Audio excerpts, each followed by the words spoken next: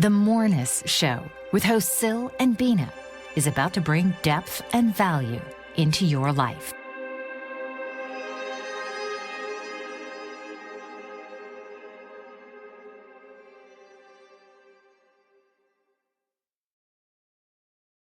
Welcome. Hello, everybody, to the Moreness Show. Beena should be here shortly. I did speak to her earlier, so I'm assuming something happened. Sometimes there are power outages or whatever, something to that nature. Anyway, today we are going to be sharing the origin story.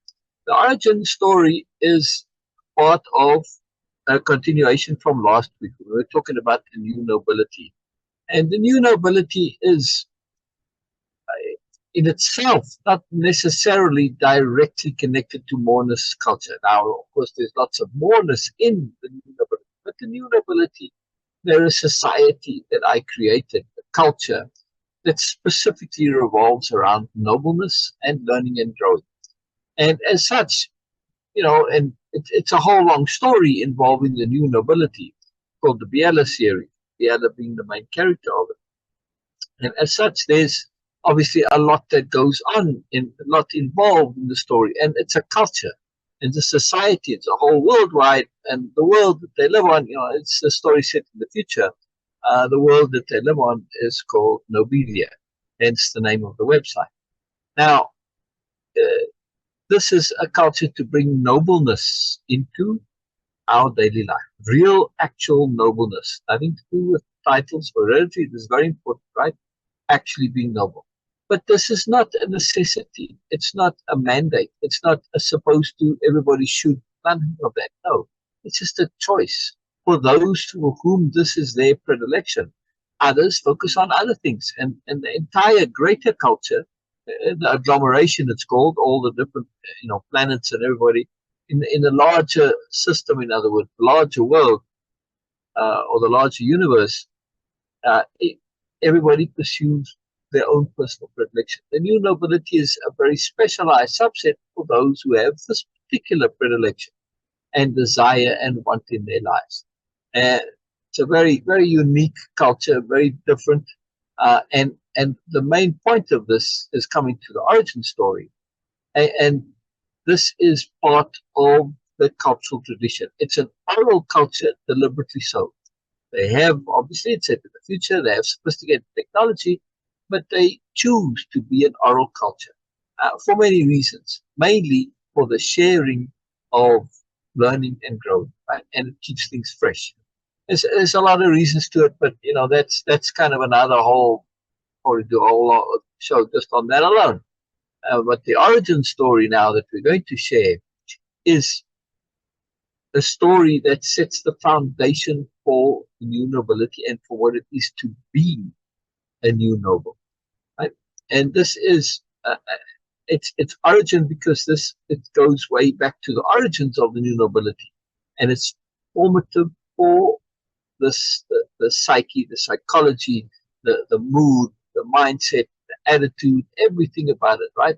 The whole ideology, as it were. But it's also very practical, as you'll see, right? It's something that this origin story is formative. That's why it's called an origin story, because you originate from this. The culture originates. It's one of them. But this one is called the origin story. There are many origin stories, but this particular one is called the origin story. All cultures, when you start to create them, they have their own quirks and developments, and this is just how it comes from this. Which makes it kind of fun and exciting and a little different, which I like. It's really cool. And this story, as you're going to see, likely, by the way, this is part one. It's a whole chapter, and it's quite long. I don't know if we'll get through it all today, but nonetheless, we'll see how far we get, and if we need to, we'll carry over next. But likely it's going to be part one, maybe part 3 or 4 parts. I don't know. We'll see. All right, so let me share, and then this is also a course that's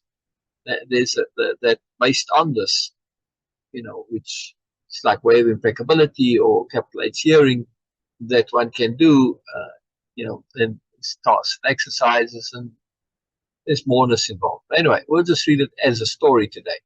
But here we go. The origin story is chapter 10 of book 1 of the Alice series. And the starting quotes are, "There's always goodness somewhere in everything. To believe otherwise is to deny everything." The Young Man, from Quotes of the Young Man. How we protect, how we project our intent to goodness, no matter how seemingly inaccurate and hopeless, determines our heart and soul. Wow, let me read that again. How we project our intent to goodness, no matter how seemingly inaccurate and hopeless, determines our heart and soul. Attributed to Sabastian. Wow, that's a very deep quote there. That's very good. There's just a lot involved in that. I wish Beena was here. Something must have happened. I do miss her, but hopefully she'll come when she can. I just, the reason I mention it now with this quote is because I know this is something that would grab Beena, and she enjoys this kind of depth and sophistication. It really connects to her, connects with her. And this is indicative of the entire story. There's a tremendous amount of depth to it. It is very sophisticated also, as we're going to see. But I want to emphasize again, before we get going on the story itself, that there's a practicality to this. The story brings something to mind, an idea, a conceptuality, an ideology, but it's practically applied in every day to day. As Beena would say, how does the housewife or the businessman or whoever, right? How does people doing everyday regular, not necessarily being anything special or different, and that's, and moreness is for everybody. You don't have to be special to apply moreness. You do exactly the same thing. You're just now doing it with moreness brought into it, right? Which enhances it, livens it, makes it more depth, gives you value, and brings moreness into your life. That's why it's called moreness. It's just fantastic. Moreness is always wonderful. And it's, moreness from a spiritual point of view, psychological, emotional, mood, energy, self growth, self-learning, that kind of moreness, not of course material moreness. That can be there also. They tend to go together somewhat, but as appropriate, right? A material abundance, past a certain point, it's a bit redundant if you don't have yourself together. And if you've got yourself together, you don't really need the material abundance to really live life fully and joyfully and with absolute moreness in your life, right? Experiencing all the superlatives. That's a way of being. It's got nothing to do with materialism. All right, so here we go. It was time. The crowd fell into a hushed, expectant silence as Beela seated herself into the ornate chair. Fully dark now, light from the accessories added to Beela illuminated her. She was radiant. The subtle lights of the statues in the Garden of Origin added to an effect of profound appreciation, a glorious delight in the wonder of the world. Just a little bit of an aside here. We are doing capital R reading, so I will add commentary as we go along. The previous chapter sets things up somewhat for the story. Beela interacts with the group, just some other aspirants, and anyway, there's a lot to the story itself. But Beela, as with the accessories, she's been transformed, and all sorts of things have been added to her, and it's quite a something to set up the storytelling of this. This storytelling is a very big part of Nobelia culture, very big part, right? It's huge. And this is like a big thing now, especially with Beela. She's very particular in telling the story. She's very good at it, and so there's a big crowd that is in this now, right? So kind of a big deal. So there's a lot of setup that we didn't get to here, but it doesn't matter to the story itself, right? This is the actual origin story itself, right? Beela swept her arm across the night sky. As she did so, a trail of tiny stars and lights trailed from her fingertips, the effect spectacular. She began. In the old heaven, the one before. In the time of the pure angels, all was perfect in heaven. Beela's pure, clear voice was close. But one day, the impossible happened. A once in an eternity set of circumstances occurred. A long, long string of them. So coincidentally did these unfold. They created an indisputable certainty, the overwhelming conviction an angel had actually done something untoward. Beela again swept her arm, slowly this time. The vision above her changed. The energies moved, roiling and churning slightly. For a while, heaven was in consternation. An angel had behaved impossibly. Angels came to believe this. They made great efforts to examine all the evidence, rigorous and scrupulous in their investigations. In the end, the angels of old heaven could only come to the undeniable and inevitable conclusion. This angel had in fact transgressed. The vision went almost completely dark, showing an abject-looking male angel. The angel had done something no angel should ever be capable of. Soft, sad music echoed the disquiet of heaven. For a long time, trouble and doubt smudged the purity of heaven. The angels didn't want to believe this impossibility, could not believe this incredibleness, but they had had no choice. Then, one day, after much time had passed, Beela stretched her arms above her, as if she were about to dive into heaven. She spread her arms wide and the vision illumined. Then one day, the universe had taken pity on them, it seemed, and another set of extraordinary circumstances occurred. These completely exposed the ridiculously implausible set of circumstances which had caused the unfortunate angel to be wrongly and falsely accused of transgression. The vision brightened. Beela swept her arms across the garden. Angel statues glowed, moved, transformed. The angels within flew from their positions of status in a glorious flight across the amphitheater, right into the vision above Beela, which gloriously expanded to fill the night sky. The angels joyously celebrating this new turn of events. A tremendous relief to the angels. They'd always known it couldn't be so, even though they truly believed it at the time. The evidence had not only been overwhelming, but thoroughly conclusive. Camillus whispered, "Yea, vindicated angel, how?" Mora preempted him, not wanting to disrupt the story. "Holographics, directional sound, accessories," she whispered back. Beela continued as the vision of the heaven and the angels. Heaven went back to being perfect.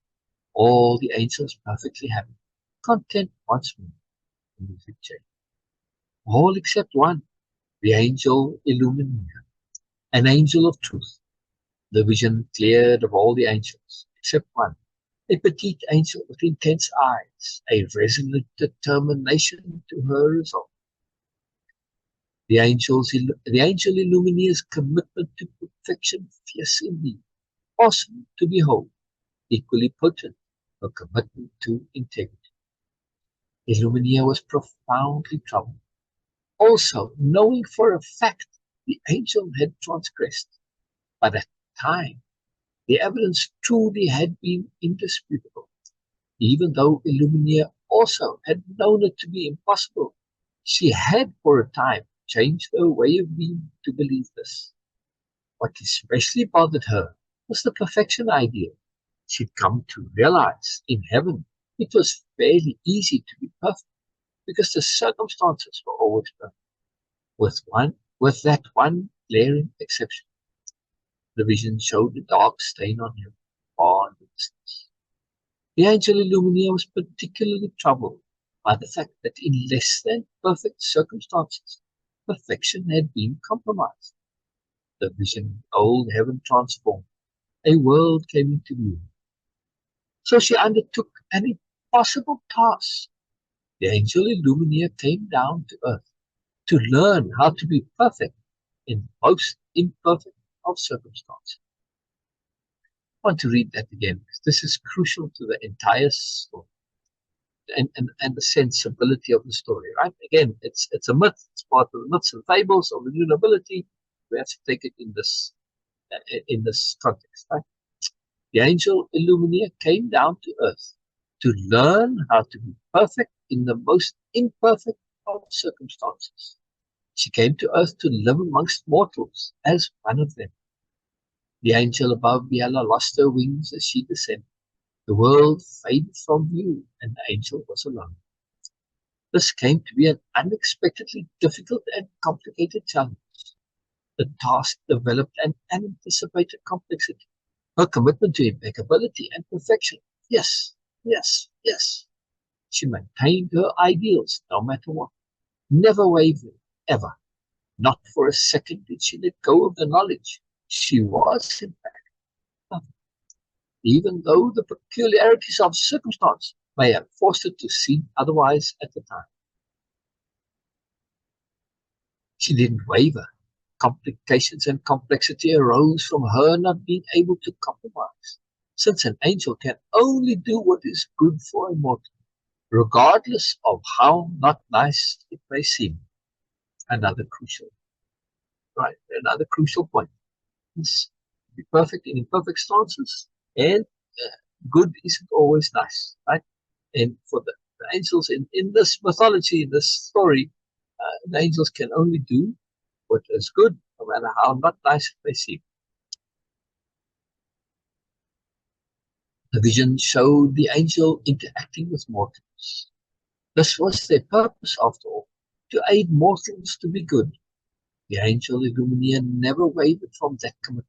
No matter how egregious her behavior seemed at the time, she never let go of her conviction of its rightness and goodness, even if it did not seem to be a conscious perception in the moment. The angel above Biela seen in various confrontational situations with mortals. The angel Illumina appeared to be incapable of admitting culpability. Acknowledgement of error by the angel Illumina when in mortal form simply was not an option. This concept of things being good and not nice, and also that there's a moreness of goodness when it comes to learning and awareness and understanding, discernment, etc. This is very, very key and core to Moreness culture.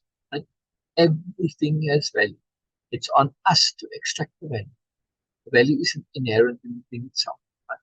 And if you shift to the appropriate perspective, you think things through to the end, the two core tools of learning and growing, find that value, extract the value. This is absolute core to this entire story, and it's very, very crucial, this understanding, this philosophical perspective, which is very practical. Very practical, because it gives us massive value. Instead of being victims of the world and victims of luck, as it were, right? Sometimes good, sometimes bad, you're still a victim of luck. If that's how we kind of see the world, right? Yes, you make your effort, but even your efforts, when things work out, a lot has to happen for it to work out. No. This conceptuality says no matter what happens around you, you can extract value. That's up to you, right? So shift. The whole Moreness culture is all about this, all about connecting to finding value. That's why there's so much Moreness, because it's always there. You just have to connect, right? Always there. Everything has Moreness in value. Every single thing. But the mortal angel, her own fiercest critic, Biela continued, her tone changing to reflect the earnestness of the angel. As an angel committed entirely to goodness and impeccability, everything she did was always for the good. That part was undeniable, and it truly always was, although it was not always apparent to others, and not to her either. The angel Illumina always acted only for the collective good of those around her, regardless of her understanding how exactly. Her intent to goodness also. Yes, yes, yes. Ripples of energy emanated from the angel. Instead of fading with distance, they sometimes expanded, sometimes diminished, as they interacted with individual movements. However, the angel Illumina realized good didn't always translate as ideal. Now a young man had come to know the angel Illumina. Above Biela, the angel was joined by a very earnest-looking young man. He had an eager interest. His name Sabastian. He loved to figure everything out. He had taken upon himself the task of figuring out the angel Illumini. Bella paused, then said in the somewhat convoluted style of Sabastian, imitating his voice. And this is what I so love about the angel Illumini. She is especially put out if her good behavior is inadvertently is expressed in a not optimally nice way. I came to discover nice and pleasant is a matter of style and choice for angels. Nice or pleasant is not a requirement, just good. But the angel Illuminia's commitment to impeccability and perfection is such that she is fiercely determined to be good and nice, always, at all times. A most difficult challenge, one of the big differences between angels and mortals, is imagination. In a perfect environment, imagination is, of course, not needed. This is a very crucial idea, right? We understand, especially many people in this mythology, the angels, it's old heaven in the time before religion, remember from the beginning? So it's not a religious connotation, nothing, no religion involved in this particular mythology. But in this particular, the angels are just there. There's nothing more to it. But it's a profound understanding that in a perfect environment, you really need imagination. Very sophisticated view. Remember I was saying sophisticated story. A very potent point there. While angels are capable of imagination and have it, they generally don't exercise it much, as there's no need. They are out of practice. The image of Sabastian showed him in a lecture pose, seemingly speaking to no one but himself. Still as Sabastian, Biala said, the angel Illuminia is exceptional in her dedication to creativity, her desire to bring her imagination to full bloom, specifically so that she can creatively problem solve. She deeply wishes to apply goodness with maximum joy and positivity, a singular challenge for an angel, as they are necessarily ruthless by nature. Another very sophisticated understanding. Ruthlessness is very much misunderstood in its pure understanding of what the quality means, right? We typically associate ruthlessness with meanness and cruelty and horribleness, but when you think of good mothers and good nurses, for instance, right? Ruthlessness is a prime quality for a good mother. You come, you skinned your knee, you fell, what does your mother do with all that dirt and gravel in the skinned knee there, right? Or elbow, whatever. She cleans it out and you shut up, and she just cleans it out, right? A good mother doesn't be put off. She's not squeamish with cleaning out all that dirt in the wound. She cleans it up, takes it up, and then you go off, you go back and play, right? That's it. There's no fiddliness, no squeamishness, no, it's done, you get it over. You need that ruthlessness because it's necessary, right? And you have to do it. And the circumstances call for it, right? I'm going to be giving the kid an anesthetic and everything to get it out. Come on, get real. Like, okay, it's a bit unpleasant for a short time, but it's good. It's a goodness that's being performed. Nurses and mothers, good mothers, they understand this, right? So they are appropriately ruthless. And this is a very key understanding, very, very key to understand. We tend to be a bit afraid of ruthlessness, but it's a crucial point. Like I said, good mothers, good nurses, you see it in, right? And this is absolutely critical. I mean, I suppose you could see it in many professions, like a judge, for instance, but the judge, ruthless in the application of justice, right? And you have to be, because if you're too squeamish, then you can't do what is appropriate, right? It's very key quality when one comes to live according to appropriateness, and that you have to be able to do what's appropriate. And sometimes that requires ruthlessness, right? Like I said, with a skinned knee or skinned elbow, right? Very important. The image of the angel Illumina changed with each emotion as Sabastian spoke. They have to be ruthless, otherwise they would not be able to do what is good for us, especially when that good is also not nice. Key point. When we aren't learning things the nice and fun way. In the angel Illumina, there is at the same time this profound and extraordinary innocence. and goodness. She is an angel after all. Also, an extreme sophistication and sobriety. Very tough way to be. When coupled with a commitment to impeccability, goodness, and joy. Again, right, this is an origin story for Nobelia living, for the nobility culture of the new nobility. So we take all of this and we see how they apply this, right? Obviously, it's laying the groundwork for them to emulate this, right? To put this into practical application day to day. Sebastian's eyes teared up.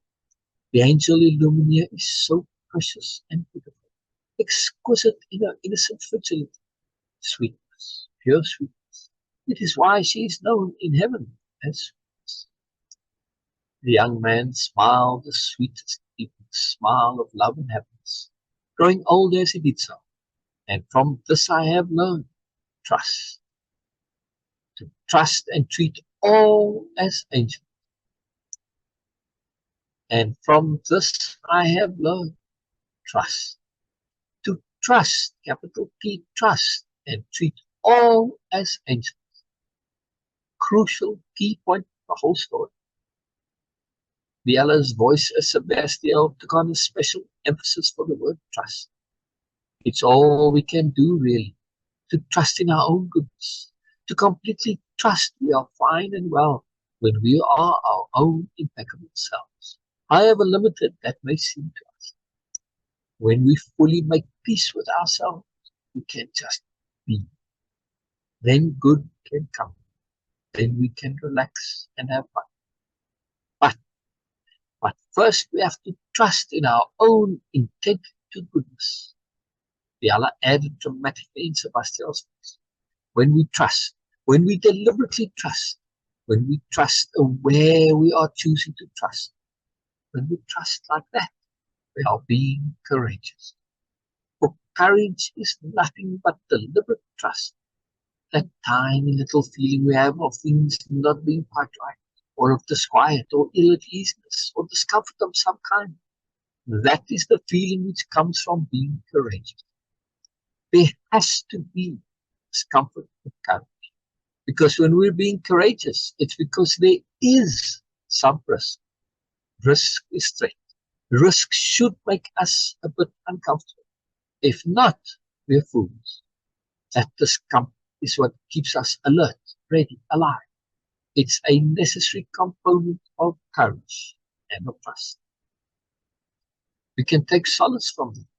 To know those odd feelings which come from being courageous. Trust too is risk. Trust too is risk. Trust too is risk. The image of Sabastian and the angel Illumina above Beela reflected these subtle nuances. It helps us especially when we find ourselves in situations which require us to trust our own goodness and sense of impeccability. We then have to make decisions and take actions which need us to be courageous. That feeling then comes to our aid. We know what we're in for, and it will be like. Then it's not so bad. Then we can trust in the goodness of everyone. Sebastian's image smiled a deep, wistful smile. I learned this courage and trust from the angel Illumina, the most trusting and courageous being I've ever known. Beela stood up. Visions. Oh gosh, I went right through the break, I think. Beela stood up. The visions of the angels disappeared. Lights in the amphitheater slowly came on. The end, Beela said, bowing a deep bow. I'm not sure, Christian's our producer. Let me know. I don't know how long ago that time was. Oh gosh, I think we went right over the break there. Oh dear. Okay. All right. We'll see you after the break. Sorry, Christian. Mike Zorek, a three-time California state champion in Greco-Roman wrestling at 114 pounds. Mike, blind since birth, was born in Hartford, Connecticut.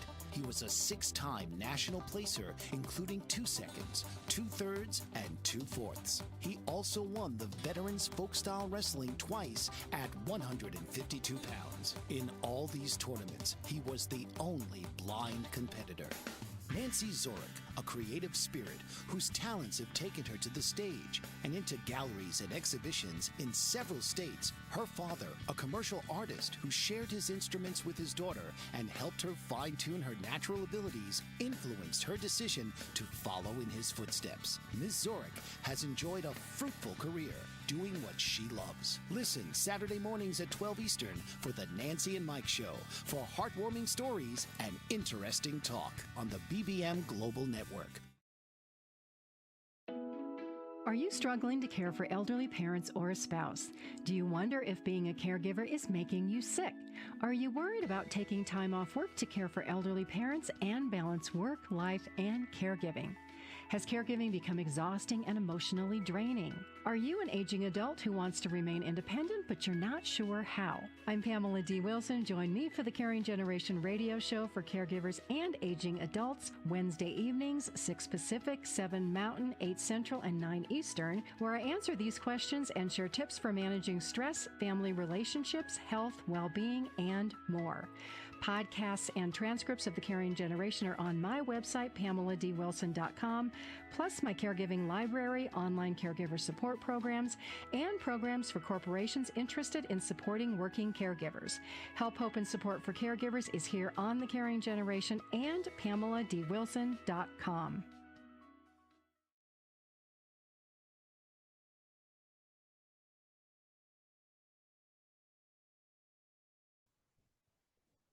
Soft and earnest conversations broke out everywhere.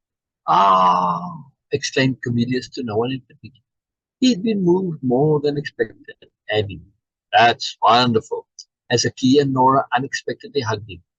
Yella sat back down, and in a surprise to the audience, the lights went out and the image of Sabastian reappeared. This time the image itself spoke. If you were to hear her, especially when she laughs, you'll know it's all true. Sabastian himself laughed, his laughter filled with joy and love. He straightened, his posture noble. And when you get to know her more, Sabastian seemed to be speaking to everyone individually. It all fits so perfectly. Everything always works out for the most good in the end. It forces that action. Her actions and behaviors, no matter what, force those around her to become better beings. Sabastian abruptly disappeared. The lights came back on. Beena rose to stand again, addressing the entire crowd, delegates in particular, and said, all right, so a little context here, right? We've got Nora and Aki and Camillus, and if Ursula comes into it here, these are all characters as well as Beena that are core to the story, right? Particularly Camillus and Ursula, they have a very large part, especially in book 1, very integral. So we've met them in the previous 9 chapters, so that's where they come into it now. It doesn't matter, we don't have to know them. I just want to just give this idea that the delegates also, this is what the story revolves around. The delegates have come from planets that are looking to join the agglomeration, the greater political unit of that particular galaxy that they're in. And since Nobelia is such a core part of this, and the diplomatic core, and it's a lot involved, and Nobelia is very central to everything, very core to everything. So they come to kind of check it out, right? And Beena was given the task to show them what it is to be a new noble, right? That's her mandate. So now she adapts a little bit in this telling of the story if she was only saying it to the new nobles and the aspirants, which aspirant obviously is somebody who's in training to become a new noble. If she was only telling the story to them, she might just end there where it said the end, right? But she's adding extra because the delegates, they're not from this culture, they don't know anything about it. So she has to make sure that they get the full context of it, right? And so she has to get a little bit more, right? So Beena rose to stand again, addressing the entire crowd, the delegates in particular, and said, the point and purpose of the telling is the same as the postscript from Sabastian. Seeing someone as an angel in mortal form is a way to look at everyone. Right there. Right there. One sentence, the point and purpose of the entire story, of this entire myth, this fable, this origin story of cultural origin story of the new nobility. It is the point and purpose of the telling is the same as the postscript from the other. Seeing someone as an angel in mortal form is a way to look at everyone. So this is how the new nobility view everyone. They see everyone as a potential angel in mortal form. This is an incredible shift. Just think about it, right? You don't know necessarily, they may or may not be, but assuming that the person is an angel in mortal form, whatever they are doing, no matter how irritating, annoying, bothersome, whatever, it's there for your edification, your growth, your moreness, right? It's there for your benefit. It's a very difficult job to do sometimes, right? To teach people via the opposite, as it were. Because you need to learn to deal with those things. You need to learn how to handle it. If you don't ever encounter that, you'll never have that depth of character, that strength of character to be able to deal with such things. Right? So when we look at everybody as an angel, there for your goodness, not for your niceness, changes how you interact with people. You have a vast abundance of compassion, of sensitivity, of understanding, of thinking through, of not assuming, of tolerance, right? Appreciation. Massive, massive change. This one simple shift of perspective. Treating everybody as a potential angel. And they just assume everybody's angel because they can't say which or which. They don't say potential. Okay, there you go. I'm the only non-angel here. Everybody else is an angel. This is their perspective. It's an incredible way to go through life, right? Absolutely unbelievable. Really, really profound, profound, profound. That's why it's the origin story. Because just this one simple idea is transformative to everything you do. Every single thing you do. It's how the new nobility choose to look at any individual as a potential angel or mythological being. Doesn't have to be angel, mythological being, different, a Moreness, doesn't matter. Or even as someone from a world unknown to them. They do this knowingly, using mythology and story in this sophisticated way. And so it's not necessarily that they believe in angels. It's irrelevant. It's the idea of the conception, change of perspective, change of attitude. It's what it does to you in the practical shift. That's what matters. You don't have to believe in angels or anything like that. It's totally irrelevant to the story. It's how you treat people, whether or not they are or not, doesn't matter. It changes how you treat them, right? So the effect is the treatment, not your belief that they are. You're just doing it as a self-leveraging mechanism, right? And they are particularly adept at self-leveraging. The new nobility culture, right? It's part of Moreness culture, self-leveraging. It's in our dictionary of power, self-leverage, right? And leverage in general, very powerful. They do this knowingly, using mythology and story in this sophisticated way. The new nobility choose to see others as agents for good.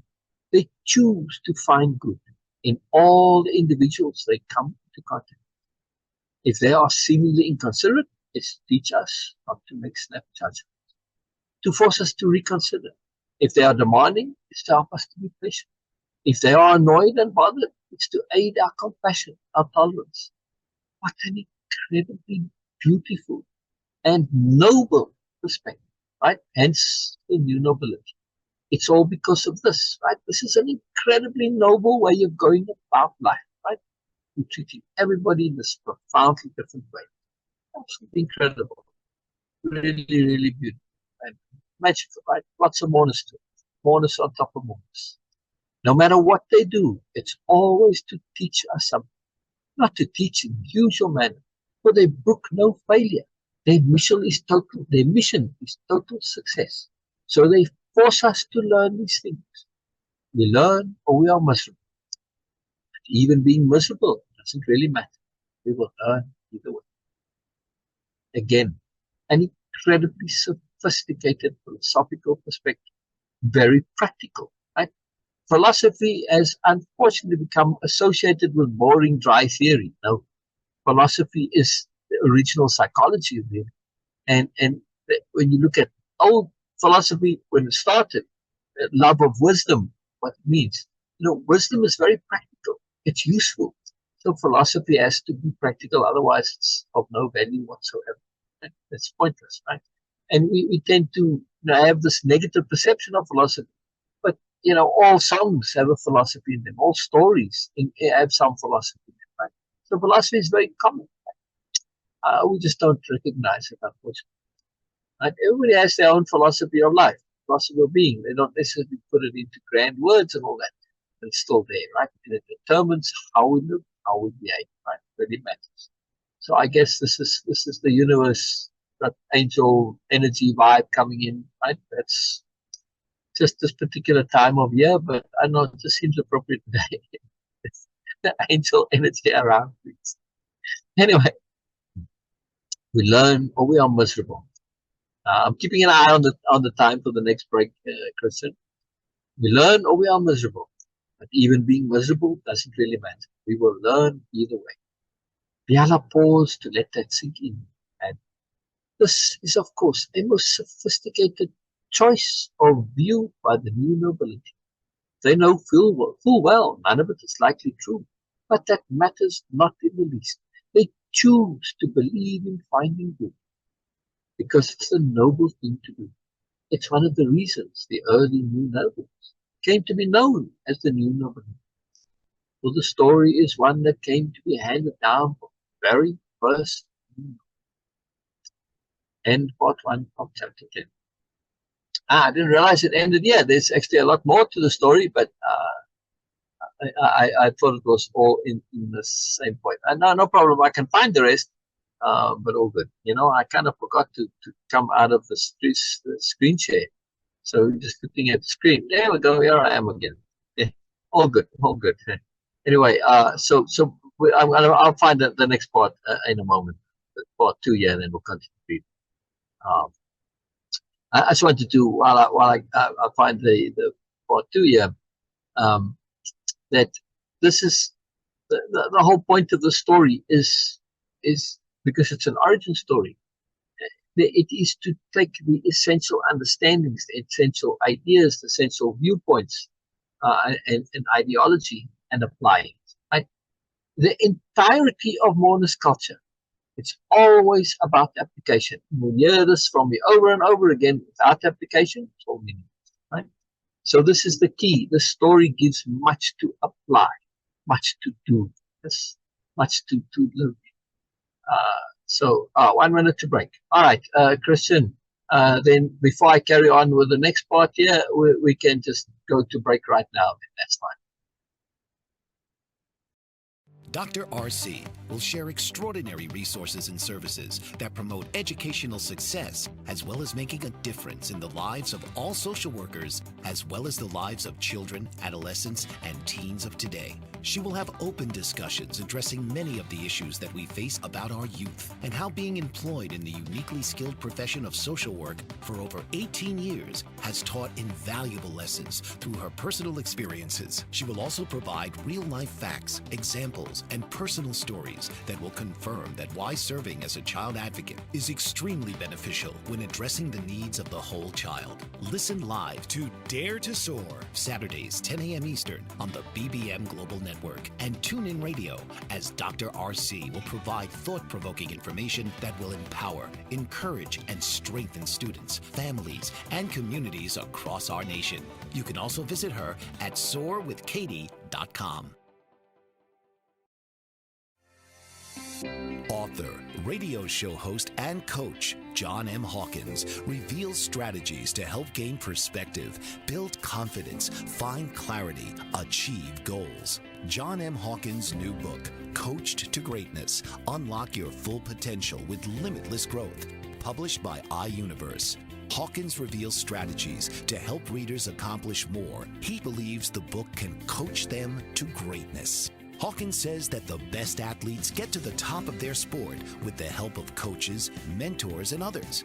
He shares guidance that helps readers reflect on what motivates them, rediscover and assess their core values, philosophies, and competencies, find settings that allow them to be the most productive, and track their progress towards accomplishing goals. Listen to John Hawkins' My Strategy, Saturdays, 1 p.m. Eastern on the BBM Global Network and TuneIn Radio.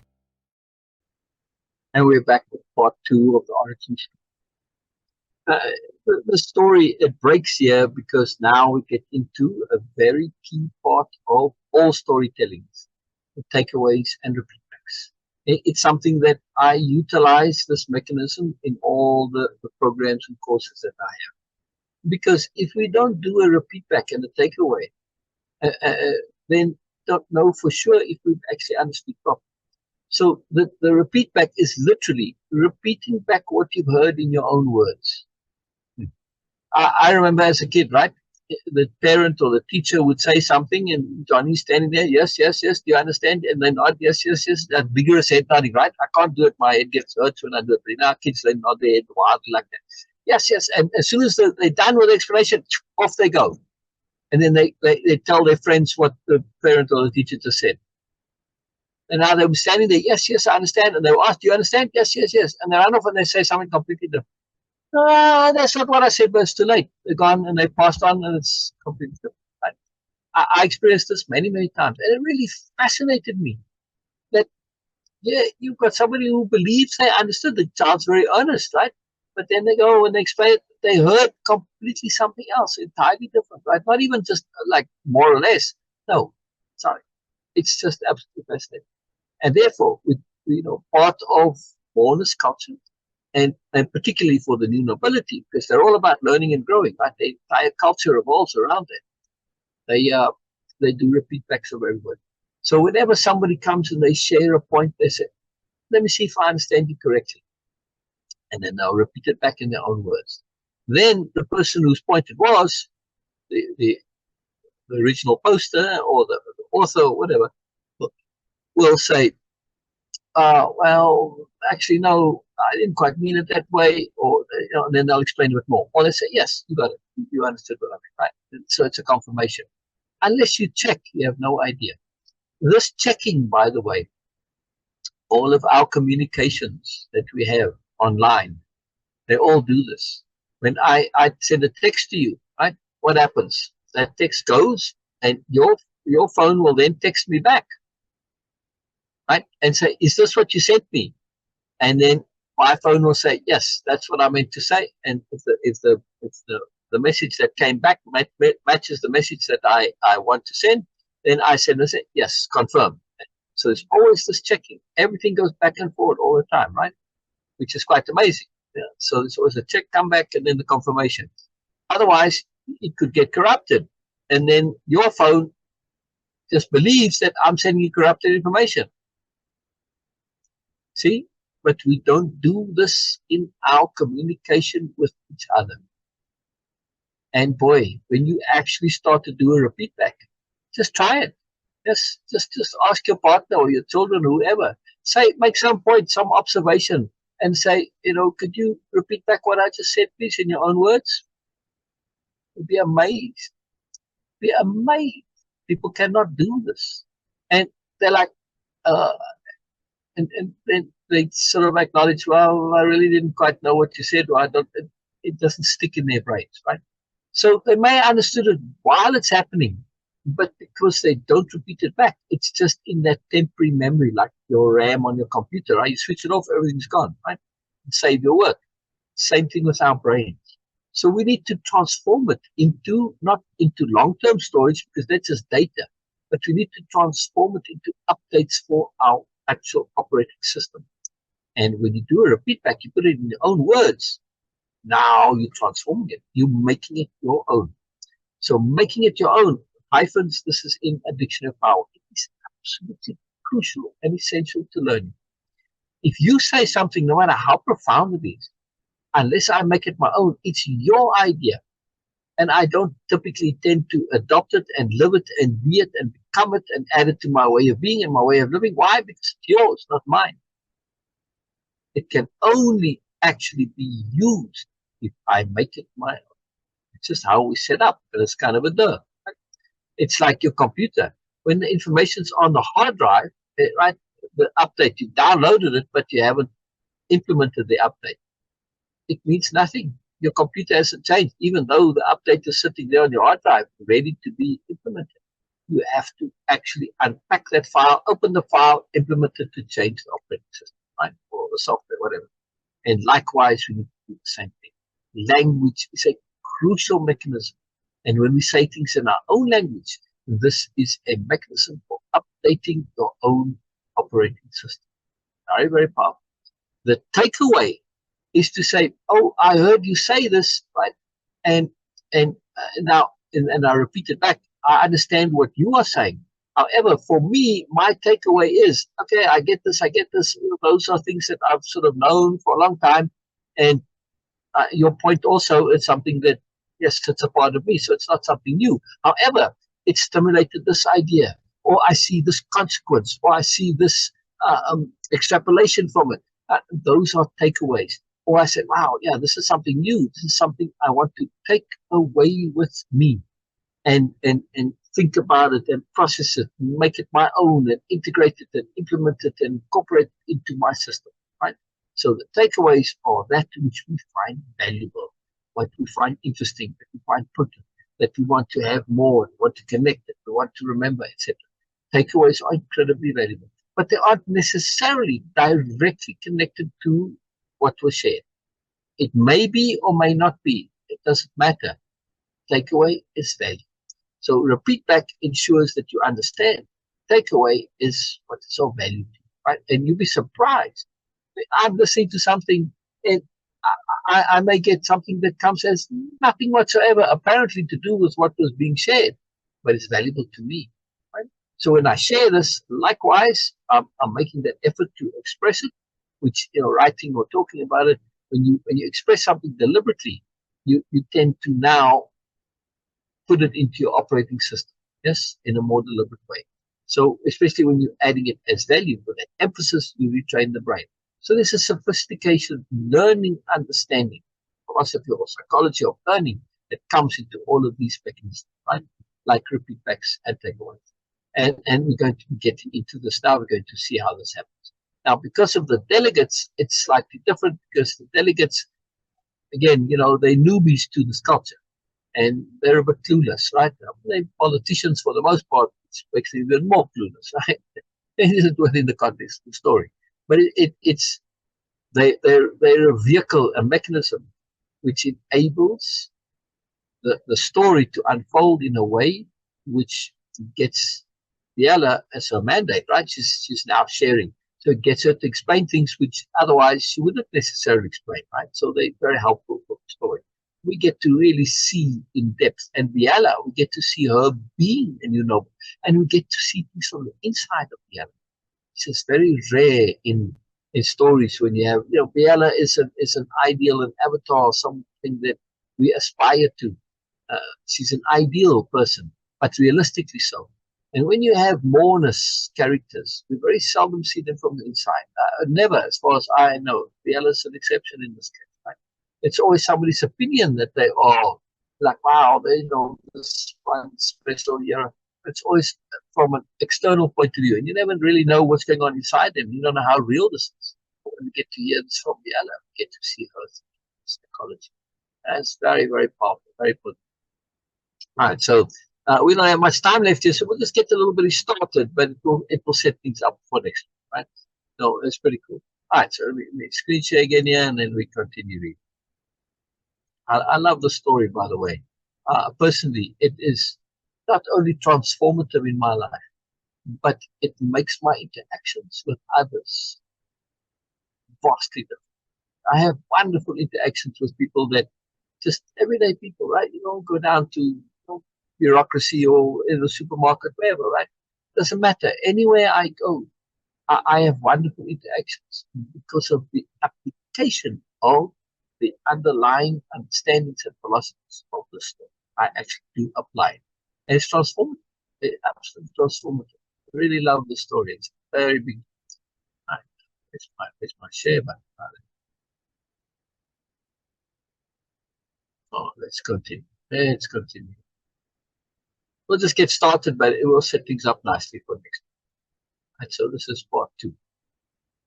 And the starting quote here is, one may wonder wherein lies the value of restating what has already been said. It's valuable because what has been said is valuable. The restatement and repetition is a way and a means to lock in that value, to let it come in from us from as many angles, come in from as many angles as possible. To let it come in from as many angles as possible. This is a quote that is essentially encapsulating the RepeatBack understanding and philosophy, right? So this is very cool. All right. I think I'm actually going to just leave it here, and because here it's now started, right? So we'll just start. We'll just leave it right there, and then we'll start next week with part 2. Since we just at 1 minute to the end of the show now. So that's very cool. This is good timing. It's worked out very well. I just want to repeat this. The story isn't just a story. It is a guide for living. Very particular points in it. But the main one, of course, is this changing how you view people, which changes your behavior. Right? So mood management is dependent on belief management. Change your beliefs, your moods change. Change your beliefs, your motivations change. Your actions change because of that. Right? The motivations, your moods that change your actions. But it all starts with beliefs. Beliefs is the root origin of it. And this is change your belief as to how you see people. Changes your attitude, changes your mindset, changes your energy, your mood, everything. Right? Very, very, very transformative. So the story is all about practical application. It's taken a story form because we love stories. You know, our brains are actually hardwired for story. Isn't that incredible? On that point, I'll leave. So this story, this origin story, is about the Moreness of actually applying nobleness in everyday life.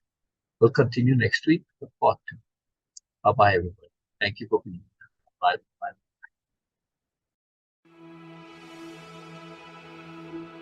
This has been The Moreness Show with Sil and Beena. Tune in each week as they focus on bringing joy and peace of being to us all. Thursdays, 9 p.m. Eastern on the Bold Brave TV network. Powered by B2 Studios.